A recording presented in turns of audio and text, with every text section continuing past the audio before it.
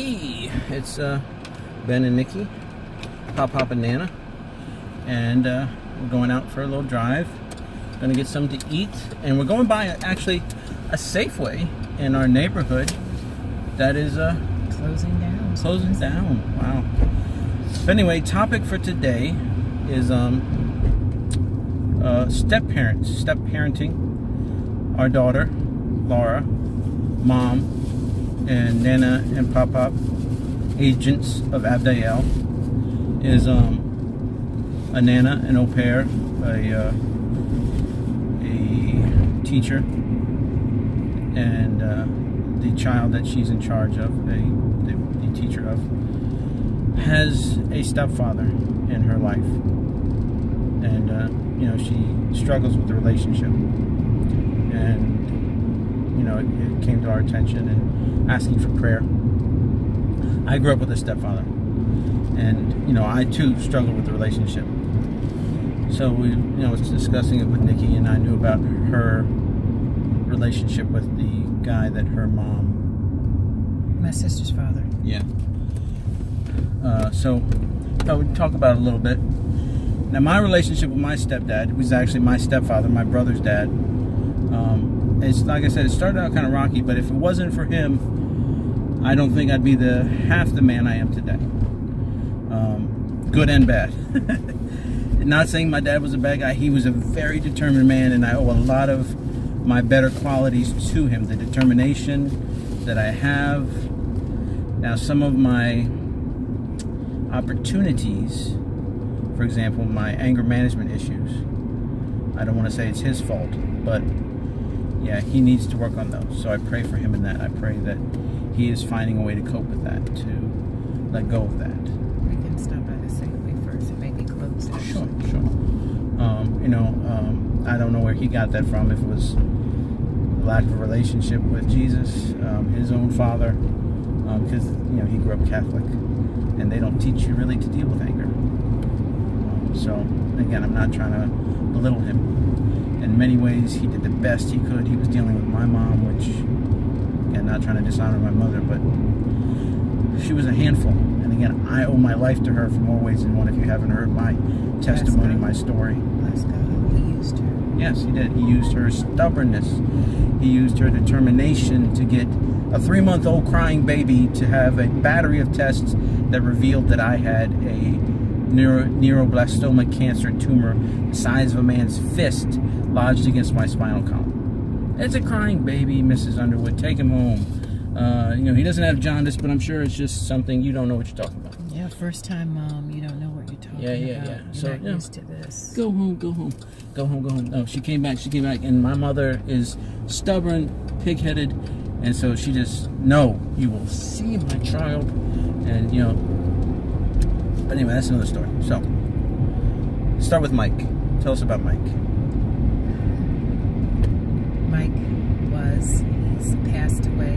God rest his soul, I suppose. Was my sister's father. Was a very funny, charismatic individual that my mother met through a friend of hers. And at work, who was my mother's friend's co-worker. Pink shoes. My mother's friend's co-worker. My mother's friend, who was her co-worker, it was her husband's cousin. And it started out great and nice and fun, but he had issues. Humor can't take away all your issues.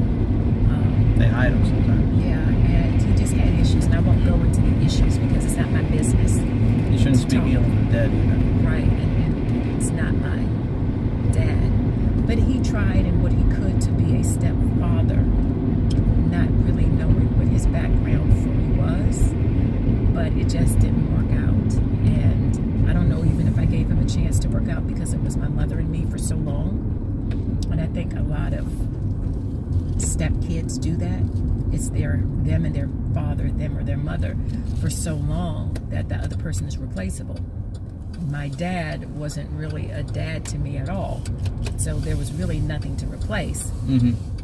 I think at one point I was jealous of the time that he took away from my mother and me, because it was my mother and me for so long. For, I don't know, my mother met him when I was 15 or 14? 14, transitioning. Right, and this is before your mother had really came back to the Lord strong, right? Yeah, this is before she walked into her Christianity suit that she has on now, into that lifestyle, because, and we both grew up in a Christian home, so.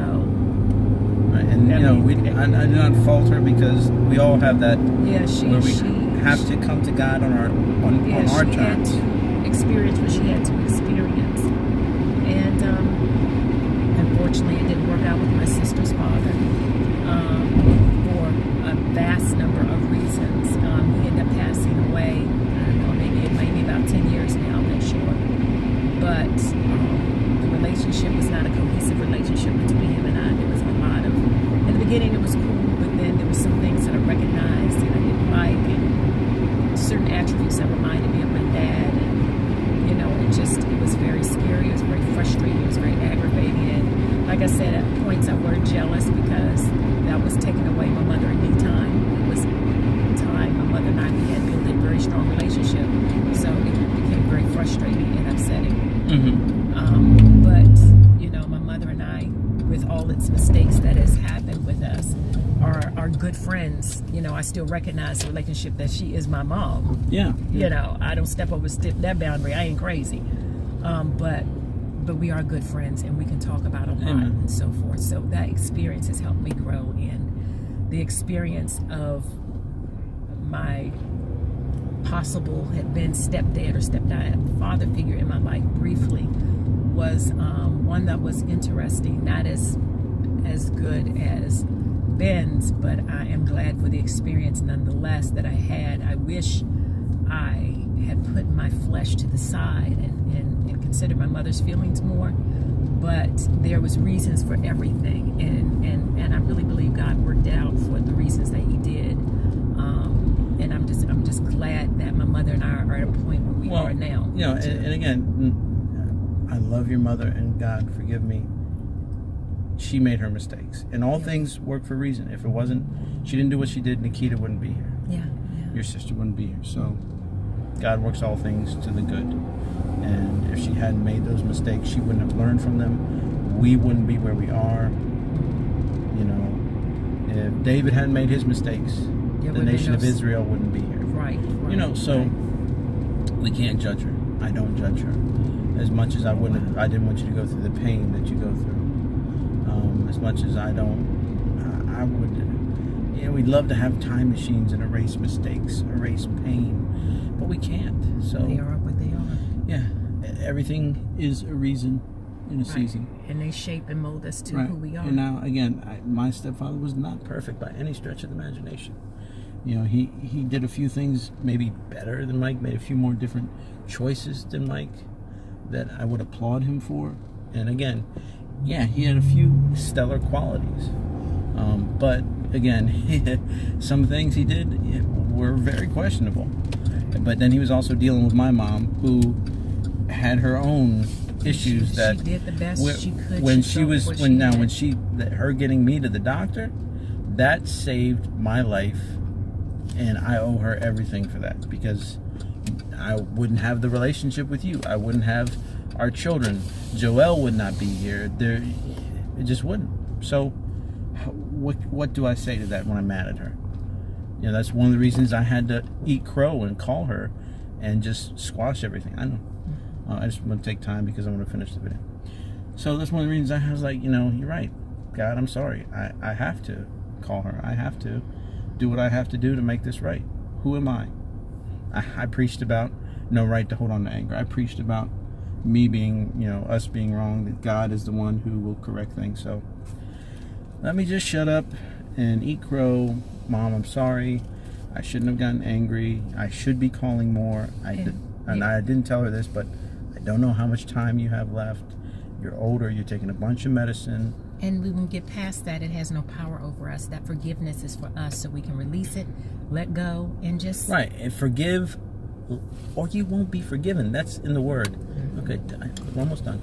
And again, so when it comes to step-parents, my stepfather, Pete, my kids call him Grandpa Pete, because as far as grandfathers.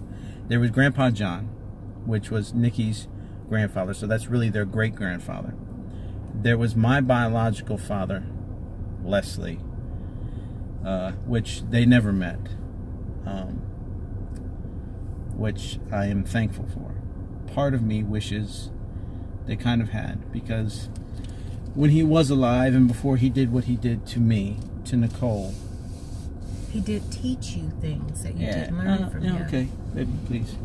And I know what he did was to Nicole, but to me it still feels like a personal betrayal. And I know that's selfish, but that there's a part of me that feels that. And I've said what it is enough, and I don't have a right to talk about that. But, when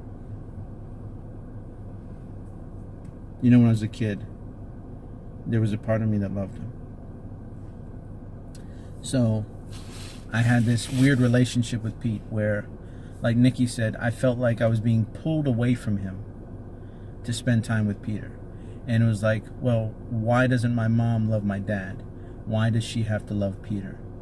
And I was almost angry at Patrick for being born. Like, if you weren't here, Patrick, then mom would be able to be with Pete, would be able to be with my dad, and she wouldn't have to be with Peter. But I loved Patrick. He was my little brother, so I got over that quick. But it was still at the same time, well, maybe me and Patrick and mom can go live with dad, and Peter can just go away. And I didn't understand. But I grew to love Pete, and he was a good guy, and he tried to do cool things with me. And I remember one time I got mad at him, and my mom had got this little thing. It was made out of glass, and it said Dad, and she had cut out pictures of us and like fit it into the letters. And I got mad at him, so I cut his face out, his face out of the picture. It was really petty. So it was this weird relationship that I had with him. Where's my case, babe? Where's my phone case? It was this weird relationship that I had with him. It's all right. I like your hat, brother. Thank you. You have a good day. Thank you, ma'am. God bless. Yeah. Thank y'all. Jesus bless you. All right. Is this?